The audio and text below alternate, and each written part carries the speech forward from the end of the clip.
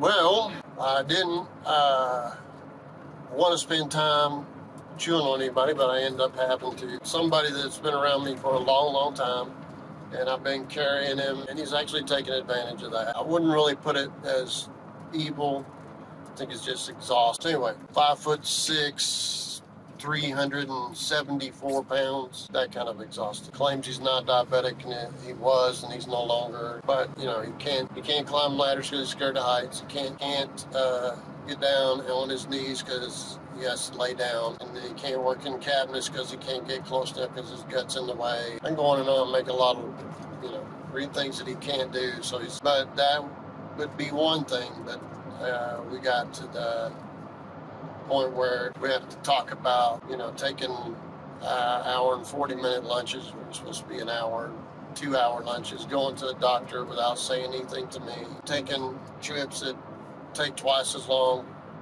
Instead of an hour and a half trip, it takes 4 hours. A lot of stuff like that. Just not truthful. Now, he's been around me since he was 12, and he's 42 now. Anyway, I was, had to unload dry erase board off the back of the truck. I had to pick up stuff that was laying out in the rain that was unloaded and didn't get put up. It's not the same value to the people who didn't pay for it, because they didn't pay for it.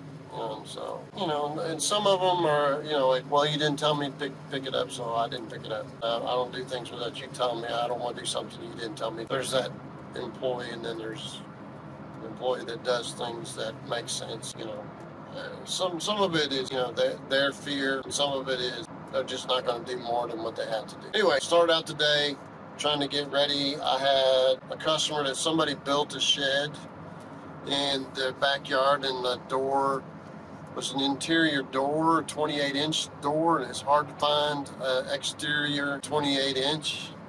In Lowe's or Home Depot, they don't have it. And we have the largest Lowe's in the state up here in Rogers, Arkansas. Didn't have one. So I was trying to do it so you don't put an interior door outside. But I was like, well, let me check and see, because it's like almost 9 o'clock. Let me check and see if I have any at home, and I'll get back with you on Monday. And I was like, I got quite a few doors, and I do. I didn't even look at all of them, and there was over 68 doors. Didn't have anything 28 inches unless it was an interior door. I really don't have much in the way of 28-inch interior door, so that was a failure. And if you're wondering why I have them, even if they don't function as a door, if they're still all the outside of them and solid, especially metal clad doors, I can use them as a shelf. So you're like, why would you do that? Well, here, let me explain. If you buy 3/4 plywood or even 5/8 plywood, it's going to be like $26, and then you put like a 2x4 frame around it, maybe another $8, something like that. So I just use the door, cut it in half. You have to, and then support it with legs. The legs are going to be spent. You're going to spend that anyway. So even if I just use it for shelving, they're worth $15 and save it at half price for shelving, which I've done before. Let's see. I'm heading into town now, just to give you, for instance, of my day-to-day, which changes every day. No emergency calls, which is unusual. And I have somebody not show up, which means I'm down to me and the person I'm going to pick up. And we are going to go to get this house ready, which was that door. Some trim on the floor, some other trim that needed some glue put on it, the door on the shed. Find out why the air conditioner, it was not working. They said, well, I'm pretty sure we haven't changed the filter in 6 months. When I changed the filter, it had a date on it that was over a year old. So they hadn't changed the filter, and it was pulled all the way up in, but it didn't look like it was going past it. Although I may have to climb up in the attic and try to clean out the coil there. I don't know. It had overflowed. The ceiling, got a problem with it, and I fixed that a long time ago.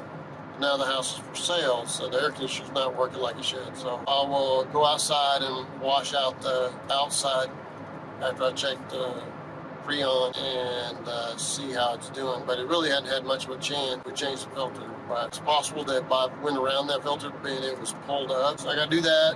And I noticed whenever I was driving away, looking up on the roof, they have shingles missing. So they probably want to fix that too. But this morning I have one of the guys that I was talking to, one of the guys, he needs roller pads and brushes. So I'll stop by and pick up roller pads and brushes. I also looked at the minivan. I had a guy guy doing mechanic work on. I'm trying to trade it out some of my work for it. I didn't need a minivan, 94 Aerostar. I didn't need it, but she needed the help, so we did the work. So now I'm having to fix it. She had put it up for sale, and people stripped parts off of it, so pretty much got it all back together. We had a problem with the fuel pressure regulator letting fuel pass, or so I thought. There's evidently more than one fuel pressure regulator. I have no idea why they would do that. And or it could be the injectors. So the young fella who was doing the work for me said I paid $30 an hour in cash to do twist wrenches. He's my best friend who's now gone. My best friend's son, youngest boy. So he's pretty good. You know, he's getting better. We're gonna have to work on finishing what we start. But I have a whole bunch of vehicles.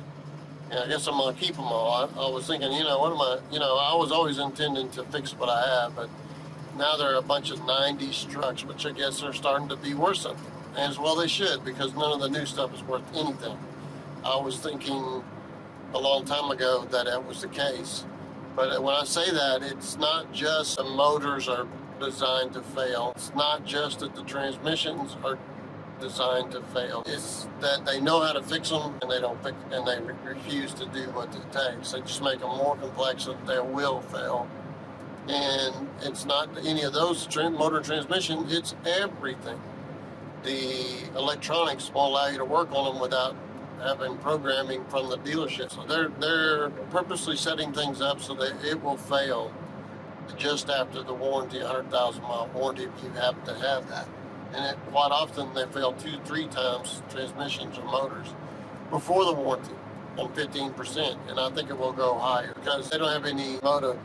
If people keep buying these vehicles, I don't care if they just return them after 2 years. If they just keep buying them, the second tier person's not going to pay that much for them because they are known to fail. The third tier will disappear. All the used car dealers will disappear. Well, the guys who sold those old or those older third level, third owner car won't be, 100,000 miles ain't gonna be worth having because it costs $6,000 or something to have a transmission rebuilt. It costs more than that to have the motor rebuilt, and the vehicle's not really worth it. So I think all from 2005, 2006 on up, they have no value. If you consider, somebody pointed that out on one of the videos, that General Motors, Ford, Dodge, what their actual trading value is as compared to what they actually generate every year. Their actual value is like 50 billion and they sell 200 billion. That means that the company is not really worth anything. Not worth 1/4 of what it sells. None of them. None of the big three in the United States. So Tucker said a long time ago, and I'm not talking about Tucker Carlson. Tucker, the car manufacturer, said a long time, if we don't watch out, our enemies, which were Japan then, and Germany, Japan, they will end up being the ones who control the car market. Guess what? Toyota's got a better transmission in new vehicles, better motor. They have some problems with V8. Anyway, I'm rambling.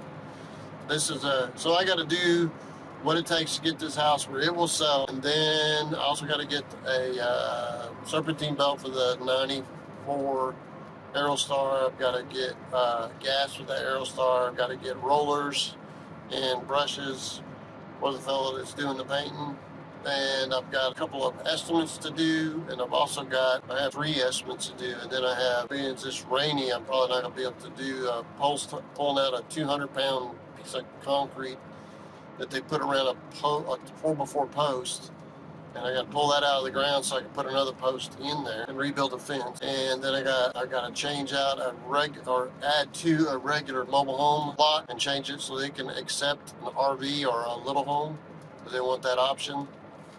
I told them I would do that and see. I have a bunch of little knick-knack things to do on one of the rentals, and then I have some flooring to do and some countertop to do. Not all going to happen in one day. And then after that, I've got a job coming up that's rebuilding what is called a ridge beam. Ridge beam is what holds the floor joists together on the outside. And this is a home that used to be a masonite sided. Now it's got vinyl siding on it, but they didn't put the vinyl siding on it until it was far too late. And so the people that bought it now they're having to fix it because their floors are starting to sag or fall through in the outside or in the inside of the house. So that's going to be a pretty good sized job, taking all that off and rebuilding the floor joist and the ridge beam, then putting new siding back up, and then putting vinyl siding back down too. Building, there's a deck up against it too, on a very high side of a house. So I got that, and then I've got a total remodel. So there's quite a few more things than that. So just to give you an idea of what my day's like. I'll kind of keep you guys, maybe do this every now and then so you can kind of get what it's like to be a repair guy. A lot of it comes with stress and such, because people, really need the help, that kind of thing, and they can't afford it. They can't afford to pay what a regular plumber, electrician, or air conditioning guy will charge, and I adjust to that. Enough so that sometimes I literally lose work because I get used to giving the lower prices that causes me to look as though I didn't know what I'm doing. I guess that's what my wife tells me. But I do what I can to be a benefit to as many different people as possible without being a jerk. And there's a guy on YouTube said, working for poor people sucks. I disagree. You get to know those people there in their struggle, and for any number of reasons they cannot afford to spend a fortune on their home when they weren't planning on it. So you need to work with that. That's why I have so many broken down riding mowers, because that helps. I take that in trade sometimes, just because it helps them. And I have cars that come my way that way. So think about your neighbor and be nice to each other. If you can, learn from others and do the best you can. I'll see you guys later.